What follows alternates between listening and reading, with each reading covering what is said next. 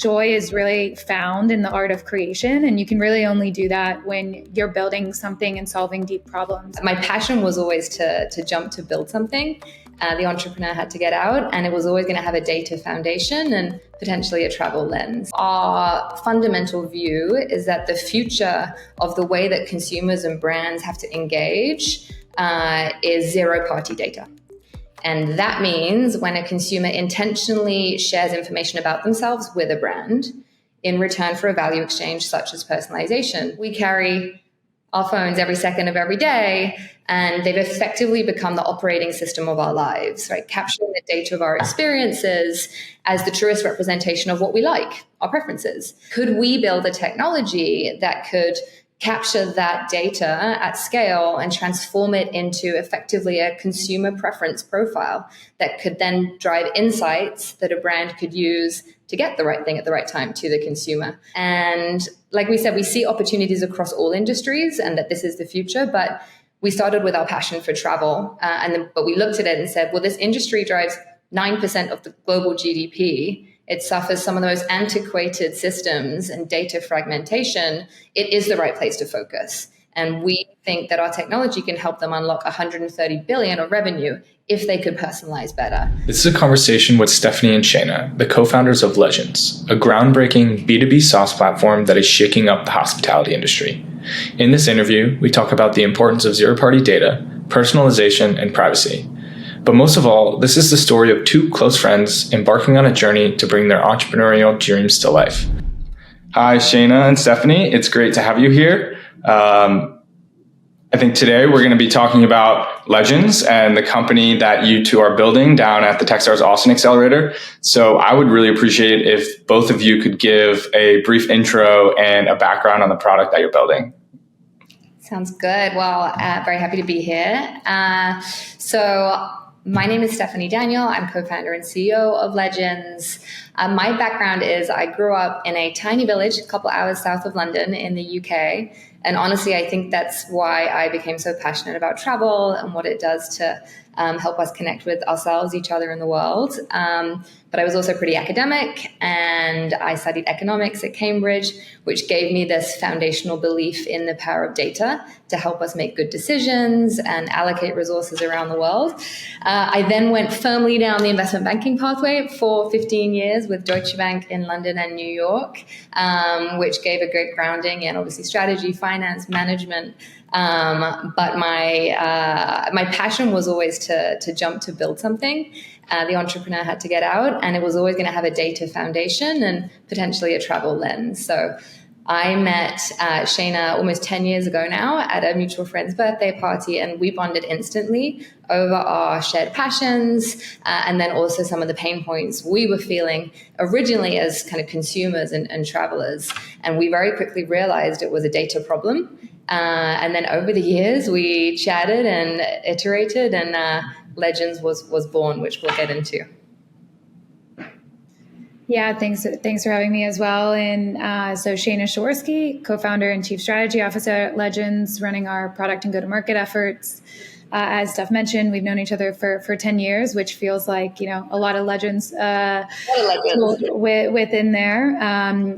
I grew up in the U.S., in Pittsburgh, Pennsylvania, to a mom who was a software engineer at 19. And so really got infiltrated into the technology world from when I was born, but saw the power of technology in an industry like healthcare that was really being disrupted at the time, but also had a really innate desire for the planet at a young age. And so decided to study sustainability in college and finance, and always dreamed about bringing my love for the planet and my experience, in a household of technology from an early stage together. And so about 12 and a half years ago, I went to New York after college and started my career in consulting at Deloitte, doing technology consulting.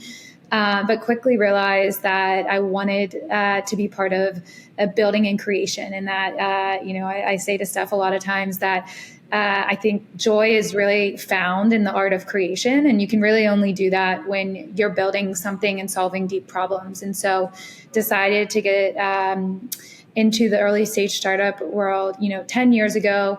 at venture-backed companies. First company was backed by Sequoia and Excel. Learned a lot leading enterprise sales strategy and new product development there. They ultimately got acquired to an incumbent in the space. So, was able to see a full cycle startup through multiple stages and learn a lot. And then decided to go deeper into my data and technology roots and spend 4.5 years building a data marketplace company based on sales and marketing individuals. And while I was there, built 90% of their revenue from 0 to 13 million. And so, know what it's like to kind of take an idea from conception and bring it to market, but also started being brought back to my passion, which was moving around the world. And so I became a digital nomad in 2019. And Steph and I started talking about, if we could do anything, what would it be? And we said, solve a problem that we felt as consumers deeply, doing the thing we love the most, which was exploring the world and finding new places and connecting with people. And so that was the impetus of Legends, and we're excited to share more. That's awesome. And it sounds like you two have very complementary backgrounds, definitely different, but they support each other well, I think, for building a company. And that's really important for any co-founding pair to have sort of these complementary skills and backgrounds to work towards a new greater goal together and integrating your backgrounds. So that's awesome. So tell me about Legends. I'm very curious how the name came about, first of all, and then obviously, what do you guys do? Yeah. Well, the name is kind of a good story from friends to founders, in that I was packing for a trip to Mexico, and Shaina and I were sharing a glass of wine before I left. And we had decided that night was the night we were going to buy the domain, and we were going to decide on the name, because we were going to pull the trigger and build this company. And I had bought this old map to inspire where my trip was going to be. And I'd left it out, and Shaina suddenly stood up and said, "I've got it. It's Legends." And she pointed at the box at the bottom right-hand corner of the map. And obviously a legend is what helps you interpret a map and understand how to explore. And then we realized, well, a legend is also a shared story that's handed down through generations of values and lessons. And then the third is everyone wants to leave a legacy and be a legend. So that's landed on the name. I love the triple entendre there. That's awesome. I love finding the meanings behind the names of companies. So that's cool that you have such a unique story for it. Tell me more about what you're building. Yeah, well, maybe I'll give a high level kind of how we got here, and then Shaina can share some more. Yeah, absolutely. Side of things.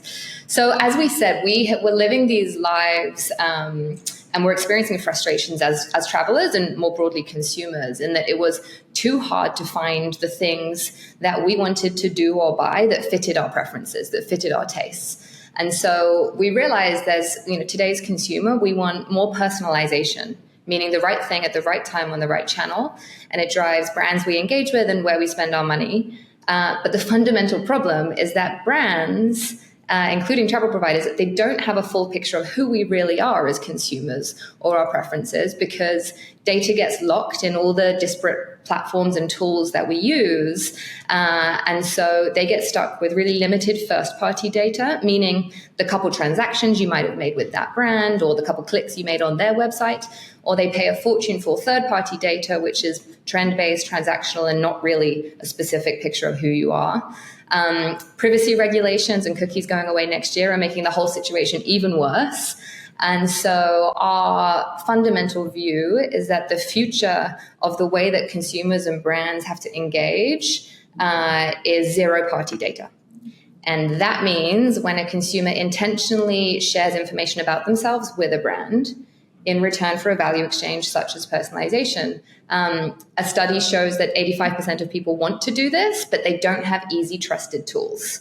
And so our insight was, well, we carry our phones every second of every day, and they've effectively become the operating system of our lives, right? Capturing the data of our experiences as the truest representation of what we like, our preferences.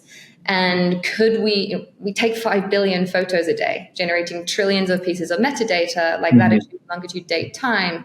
Could we build a technology that could capture that data at scale and transform it into effectively a consumer preference profile that could then drive insights that a brand could use to get the right thing at the right time to the consumer?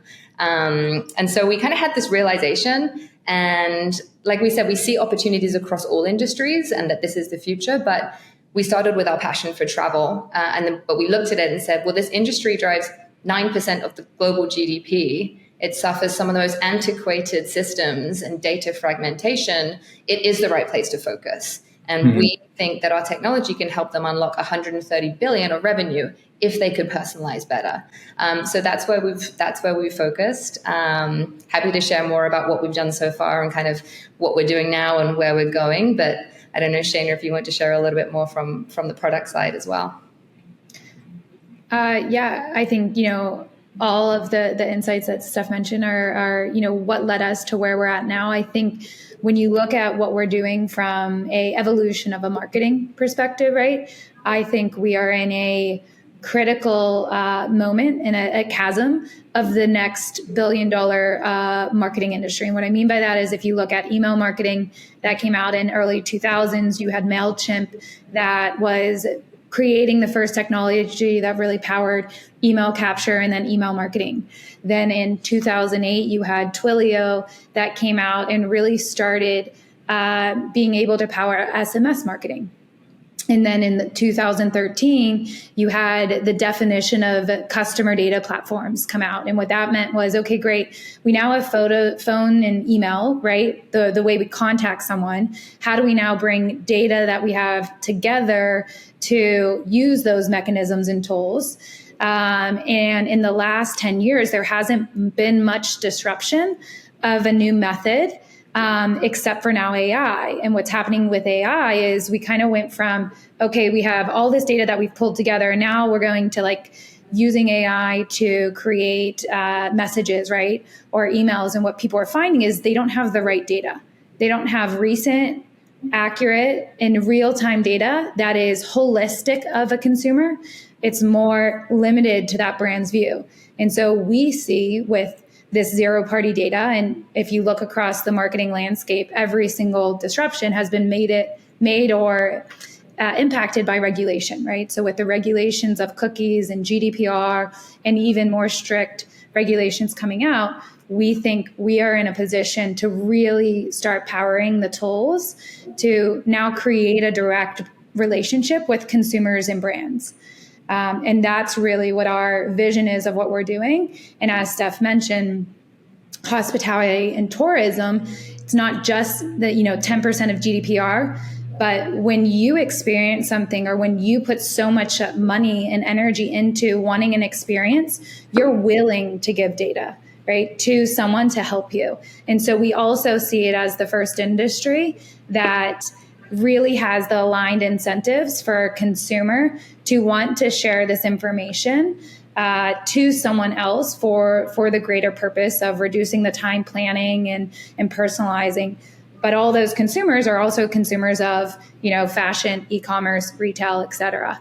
And so that's a little bit more about kind of how we're thinking about it in terms of where the landscape is shifting, but also our methodology really aligns to how do we leverage an existing source of consumer data, apply our methodology of the DNA on top of that, and create real-time signals and insights. So hospitality and tourism photos are the greatest representation of what you love and where you've gone. But for a different industry, we might actually create multiple different sources and apply our methodology around that.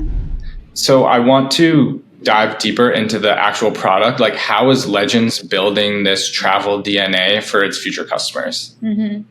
Yeah. So how we think about the travel DNA is we have a methodology where we are for specific industries, right? Tourism and hospitality being the first, identifying not only what, more data isn't the issue that we need to deliver to the industry. It's actionable insights for a marketer, advertiser, or a customer service person at a hotel being able to really deliver the experience that they want to deliver. And so we've created a methodology that aligns how do we understand the travel life cycle of someone. So the seasonality preferences, the duration, the frequency. How do we understand the personas? So the activities that someone likes to do, the hobbies, the destination preferences. How do we understand their loyalty to brands? So is this someone I should actually invest in from a brand perspective? Are they someone who does the same thing over and over again? Are they actually someone who is open to kind of new experiences and new things? And then how do we understand the values and the habits as well as the economic kind of drivers? And so we've created this whole methodology that is the guiding principles around the insights and how we aggregate and model the data.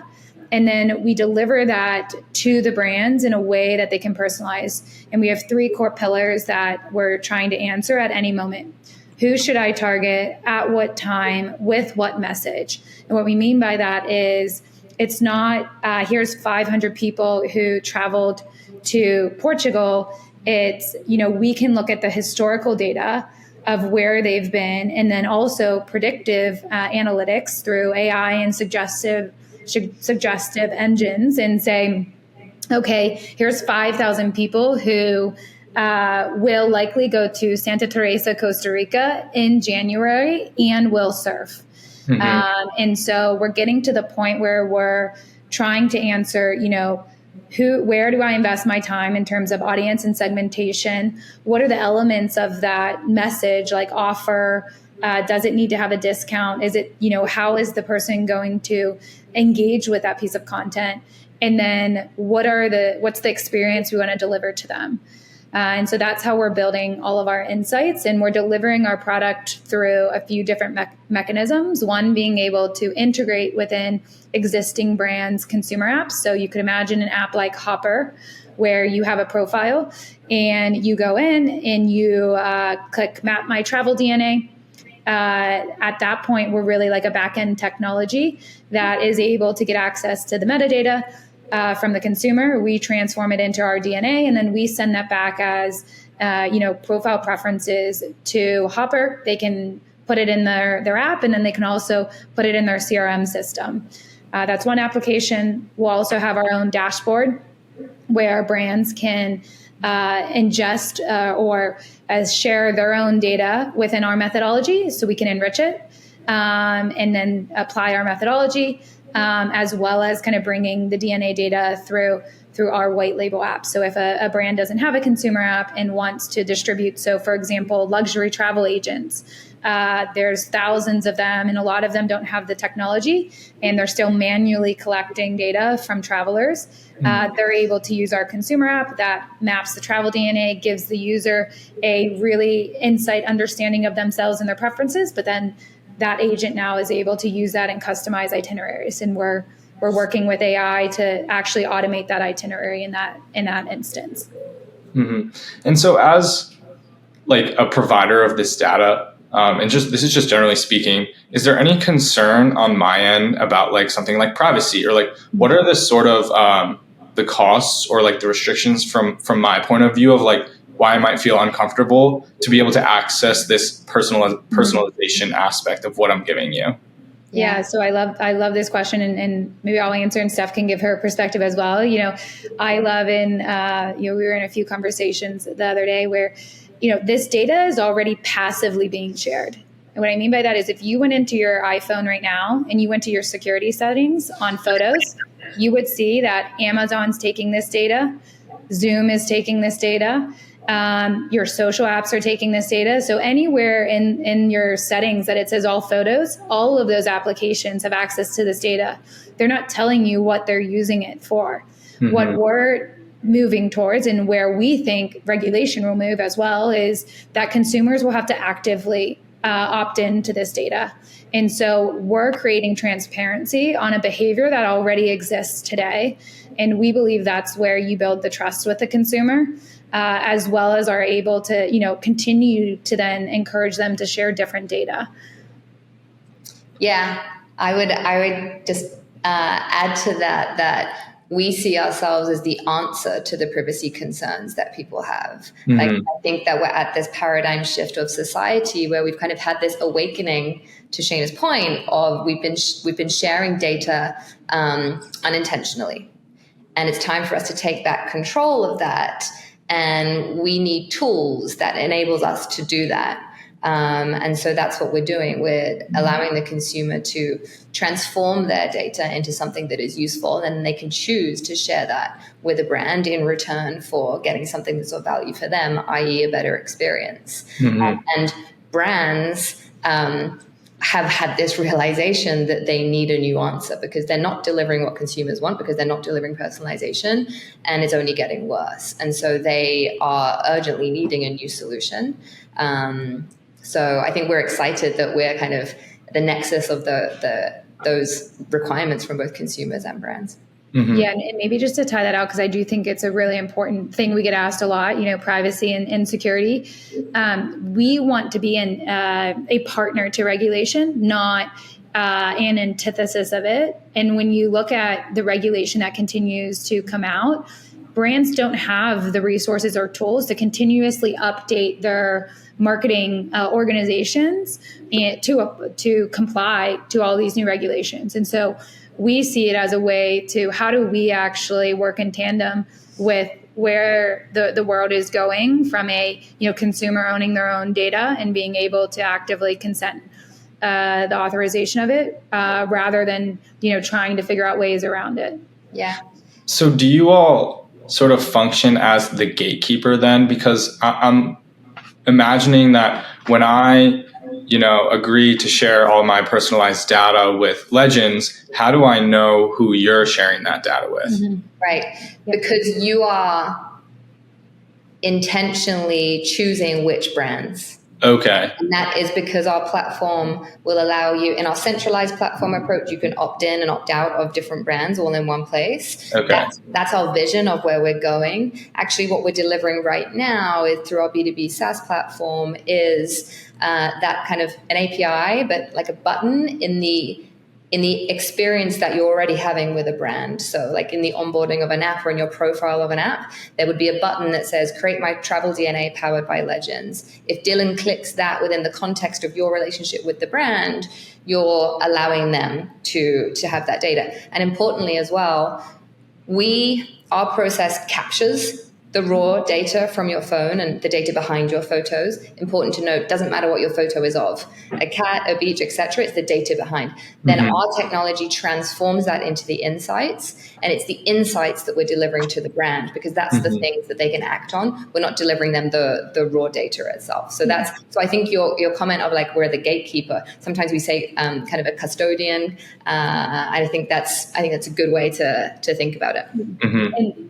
And with our technology, there's a few things that, obviously security and privacy and encryption is really important to us. So that's built into the whole process, as well as our transformation process involves leaving as much data on the consumer's device and us transforming that into our insight, as opposed to bringing PII data onto our server and creating a scenario where we're exposing or at risk of exposing someone's data.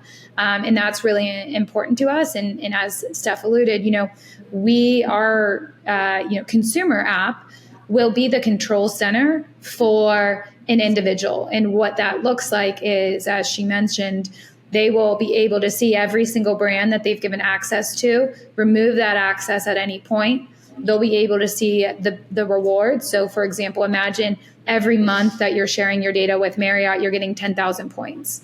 And there might be 3 levels of the data that you share: all access, limited access, or maybe I just want to share my core preferences, right? And so we're thinking about it in a way that you can decide how much or how little, and that determines the benefit or reward you get from a brand.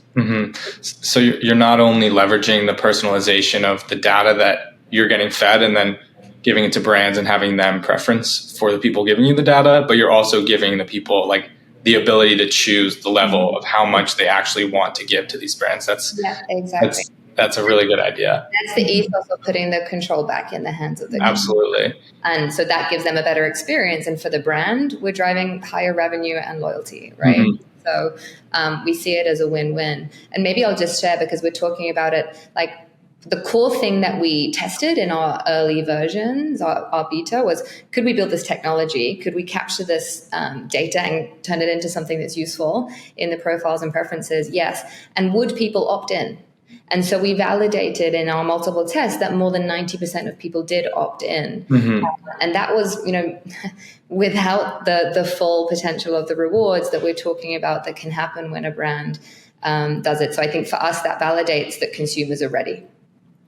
So from a business model perspective, it seems like right now you're functioning more from a B2B standpoint, but down the road, you're looking to get more into B2C as well? Or like, is one going to be a primary route for you guys making money in the long term? Yeah. So I'd say from a business model perspective, it's the businesses that are paying us. Yeah. And so right now that's in our B2B SaaS subscription model. They will be paying us a annual subscription fee for access to the platform, the API plus dashboard. Mm-hmm.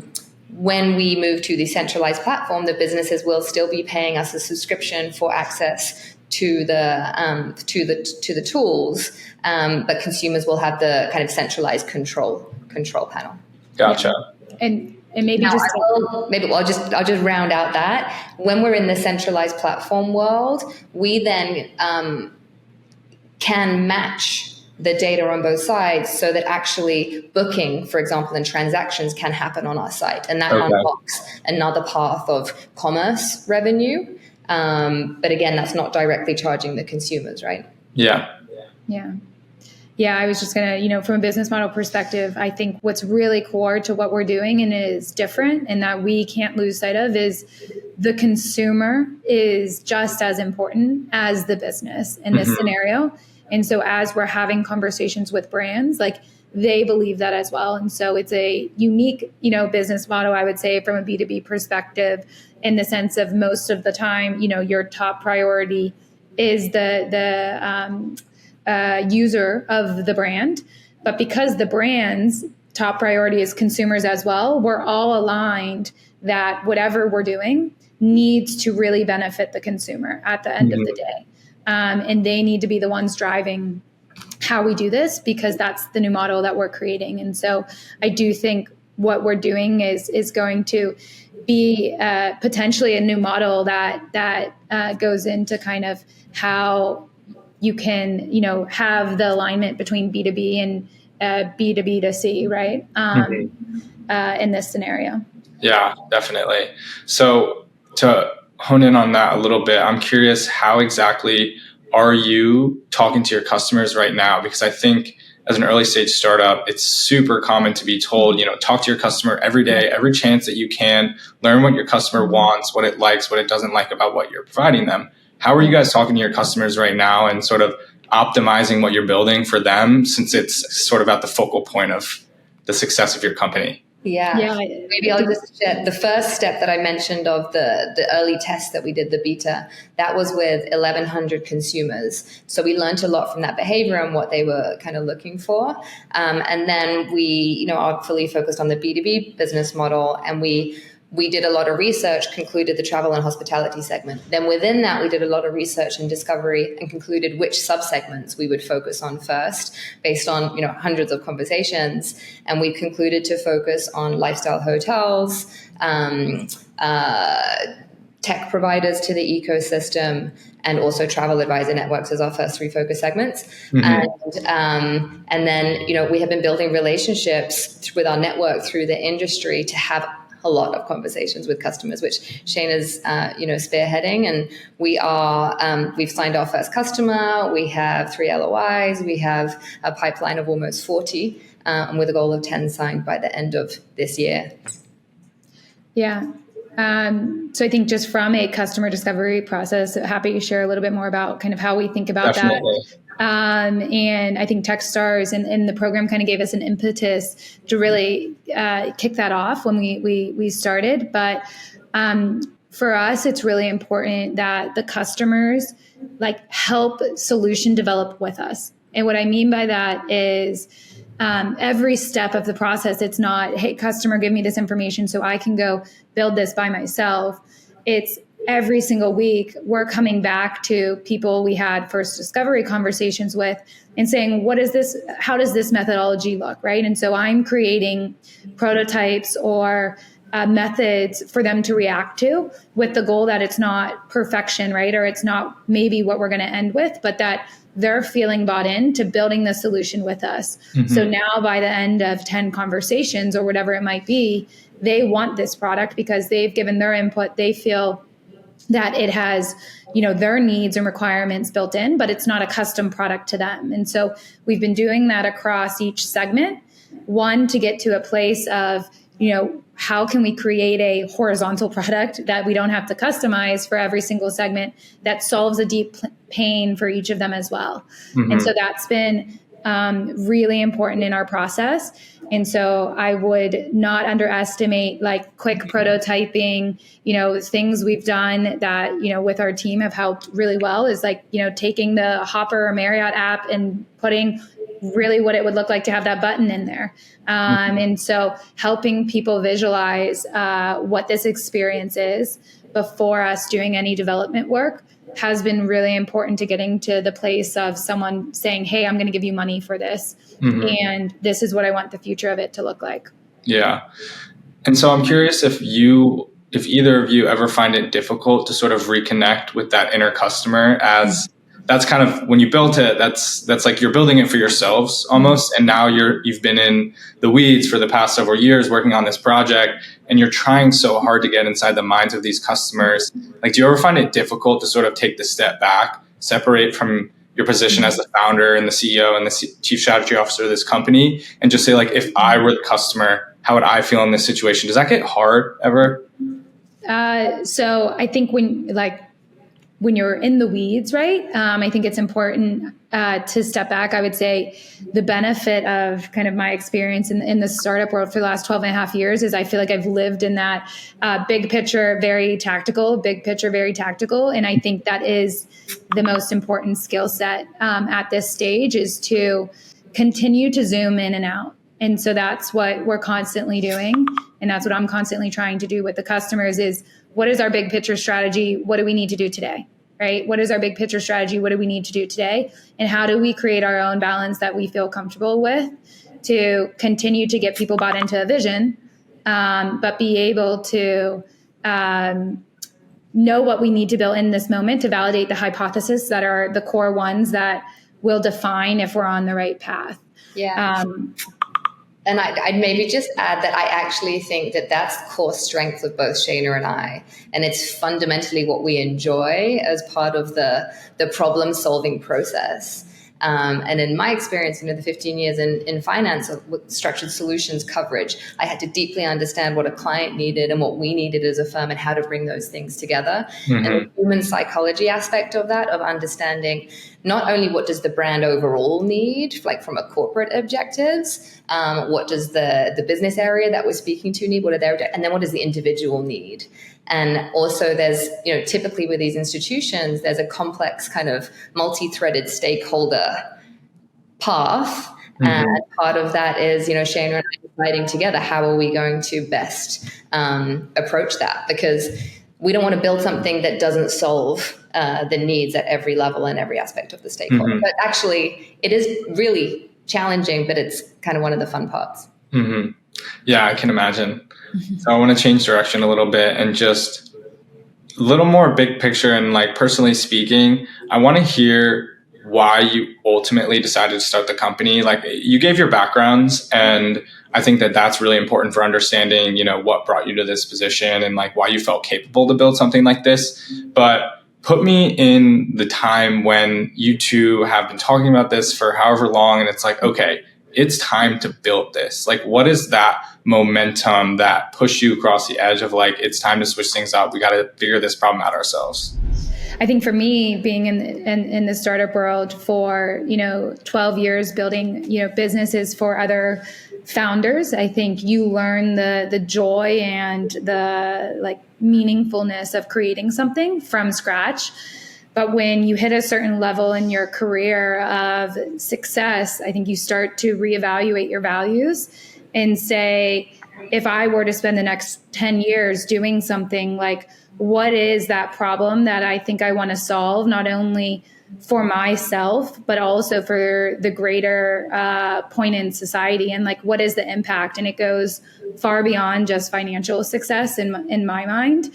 And it's, how do we transform something for the better for everyone? And as you know, I was thinking about my step in my career. I had gotten to a place where I was fortunate enough to really challenge myself in different industries and different roles, and, having some financial success, and then being able to say, okay, well, if that's not enough at this point, like, what is it? And coming back to, and I think travel is something that has allowed both of us to come back to our authentic selves, and really understand, life is something to be grateful for, and choosing to do something you love every day is a choice we all have. And what would that look like? And so, Steph and I were both in a point in our lives where we said, what would our life look like to do the thing that we love every day with the person we find the most joy in, which was, each other, experiencing, that around the world. And so that's what really pushed me into wanting to go full time in what we're doing. Yeah. Yeah, it's fun to think back to that moment, and I think, as people that were having success in previous careers, like, it's almost like it would be easier to stay in that, right? And even if there's this deep desire to try to build something, and you believe you have the skill set to do it, there's a fear and uncertainty that comes with that. And so, it definitely took me a while to walk the path to being ready to pull the trigger. But I think ultimately I had to. It was like an itch that had to be scratched at some point to explore, like, this is one of the hardest things in the world, to build something from zero that hasn't existed, that can deliver value to people, something that you really believe in. But it can be one of the most rewarding. And I got to a point where, it felt a little bit like, well, you got to pull the trigger. And so, a few things happened in my personal life that reminded me that, life is shorter than we all think it is. And so, ultimately made the decision to do it. And I think doing it alongside someone that has shared passions, and like a shared belief system, and like a shared work ethic. We're both very hard workers, and like, we don't always take the easy route, right? We kind of we relish the challenge. And I think that's really important, because it is a journey of ups and downs. Yeah. And so you two have been friends for, you said, 10 years now. What's the co-founder dynamic like between two, relatively lifelong friends? Like, how do you deal with the disagreements? How do you work through the problems? Or like, has there ever been moments where you're like, it's tough working with a friend. I don't know if I made the right idea. And like, how do you get through all that? Yeah, I think it's good. We chat about it sometimes. I think knowing each other so well kind of gives this foundational level of mutual understanding and trust, and belief in each other. I think at the same time, there's not much filter, right? And so you can be incredibly honest with each other. And in moments where it's, fast paced, we're really focused on making progress, there's not enough time for us to, spend with each other doing as much of the ideation and the strategy, because sometimes it becomes a bit too executional. So I think what we have found has worked well is making the space for that, giving ourselves frameworks for that. And also, as the company has grown, clarifying roles and responsibilities as well. And then having accountability to ourselves and each other. But I think someone shared once, there's kind of a curve of what's the ideal co-founder dynamic, or even relationship in life dynamic. If there's never any kind of challenges or friction, then you're not learning from each other. You're not pushing each other. And on the other side, like, there's obviously relationships where there's too much, and it's not going to be conducive to success individually or for the company. And I think walking that line is something that we've been able to do pretty well so far, and excited to continue the next steps of our journey. Yeah. Yeah, I think, share similar sentiment towards Steph. I think that the amount of life changes that happen over the course of starting a business is really like a marriage. And we say it, all the time. And we also, had this concept going into building the company that this idea of mutual evolution. And we believe that's where society gets to its greatest potential. And we said that going into this partnership was going to be the biggest growth opportunity for both of us. And it truly is that, because in moments like you're looking at the mirror, right? So in moments that I'm overwhelmed and don't have enough resources and don't feel organized, I'm looking at Steph, wanting more insight from her on organization, right? And so I think the awareness within yourself of being able to understand like the dynamic, but also have self-reflection built into the process is something that both of us have valued from the beginning. Is, the moment that it gets challenging, both of us actually go back to ourselves. Like, what in our life is making us feel unstable, like more stressed? And almost always it's external things, right? Or things that we're experiencing personally that is not allowing us to, show up the best to each other. And I still believe that, this partnership will help us grow into better versions of ourselves together. And we collectively believe that. Yeah. And I love that analogy to the marriage. I've heard a lot of founders and co-founders refer to their significant others as such, just because, you talk about building a company and building it for success. It's going to be a 5, 10, 20 plus year relationship potentially. And like the more successful ones are obviously going to last longer, and they're also going to be built upon stronger relationships. So it's really great that you two, not only hold each other accountable, but also look to the other for sort of a bit of, calm and support just as a friend, not only as a co-founder. So that's awesome. Yeah. I'm curious how Techstars fits into the equation. Why did you decide to apply, join, go through it, and how's it been helpful for you? Yeah, I'm smiling because we're coming to the end of our program and we've been reflecting how grateful we are that we've been able to be part of it. I think when we first thought about applying, or it was suggested to us, we were not really sure, right? And then we were going through this kind of inflection point as a company of moving towards the B2B business model and knowing that we needed to iterate on product and do all the discovery, et cetera. And so as we learned more about the program, we felt that the content could be kind of a forcing function of a framework to help us go through that path that we needed to go through and spend some really intense time together to do that. So that was kind of number one. And I think the content, has been very helpful of that. Also, the community that comes from working with a cohort of other founders. And what I've loved about our Techstars group is it's 12 totally different companies, totally different founders, different backgrounds, very diverse in approaches. So you can learn from each other, and there's an energy in all building together. But then there's the broader community and network, right? Not only of the MD and the program managers of our particular company that we'll stay in touch with, forever. It's the broader Techstars network. And so I think, you hear, it's going to be really useful from mentors and investors. And you're like, that sounds great. But until you see it in practice, I think the power of that really can't be underestimated.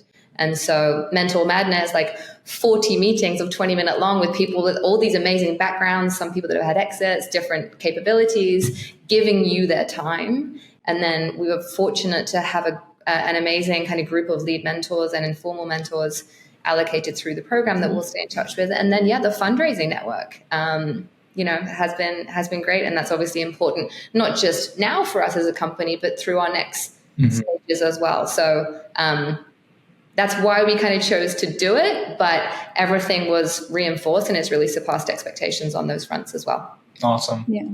Yeah, I would echo, Steph's sentiment is I think we came in with an expectation, and it has far exceeded that expectation from a curriculum as well as like individuals just part of the support. And I think one of our values, and I do think it comes down to values again, is like we believe that you cannot, and I believe that you cannot survive without community.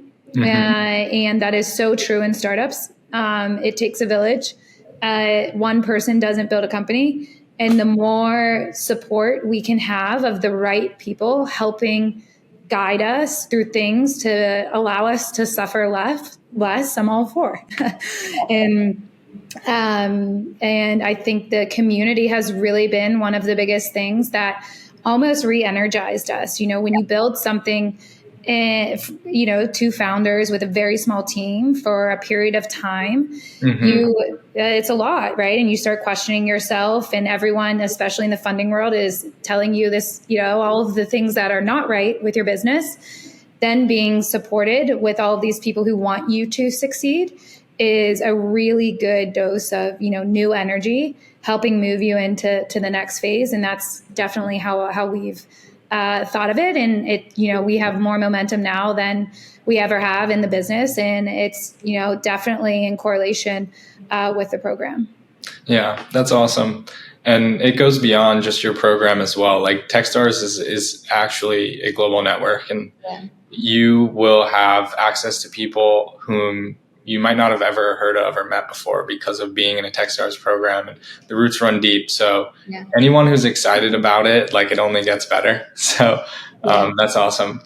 I want to ask you guys both and answer separately.